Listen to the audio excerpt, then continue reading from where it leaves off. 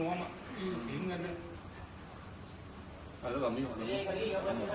ก็ยินดีนะครับน่าดีใจที่ทางรัฐว่าจะมีการนี้นะครับที่เขาจะมาตรวจก็คงจะผ่านไปด้วยดี